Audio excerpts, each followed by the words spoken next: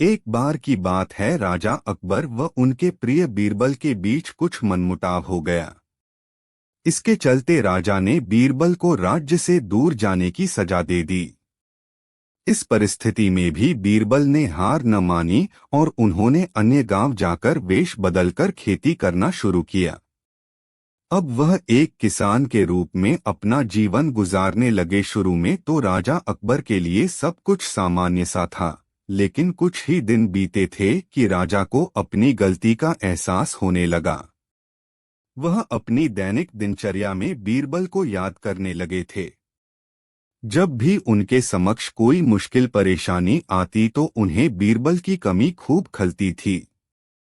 एक दिन राजा अकबर से रहा न गया। उन्होंने अपने सेनापति को बुलाया और उन्हें बीरबल को ढूंढ लाने का आदेश दिया। राजा की आज्ञा अनुसार हर गांव, हर गली में बीरबल की खोज शुरू की गई। सभी सैनिकों ने हर एक कोना छान मारा, लेकिन वे बीरबल को ढूंढ न सके। राजा को जब इस बात की जानकारी मिली तो वे बड़े निराश हुए। अब बीरबल से मिलने की उनकी बेचैनी और बढ़ने लगी थी। अचानक राजा के मन में एक उपाय आया। उन्होंने आदेश दिया कि सभी गांव के मुखिया को संदेश भेजा जाए कि उन सभी को एक बर्तन के अंदर बुद्धि डालकर राजा को भेजना होगा।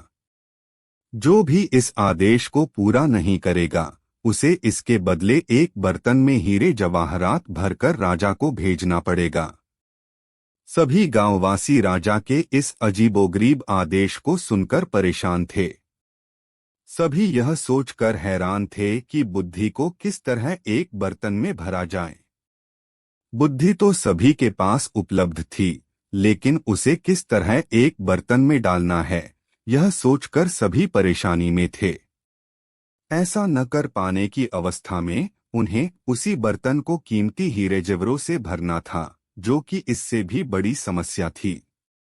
वहीं जिस गांव में बीरबल एक सामान्य किसान का वेश बनाकर रह रहे थे, वहां भी राजा का यह आदेश चर्चा का विषय बना हुआ था।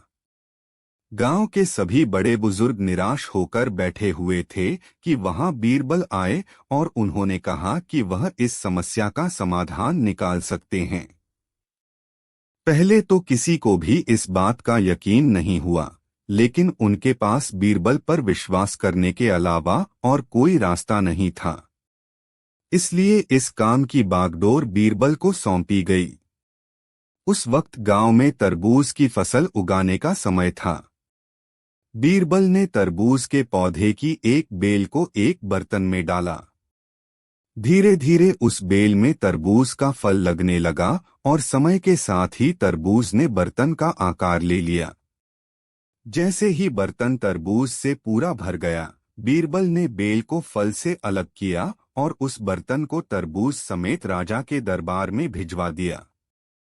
साथ में यह संदेश भी भेज कि उस बर्तन के अंदर बुद्धि भरी है और राजा को बर्तन को बिना तोड़े ही बुद्धि को निकालना होगा।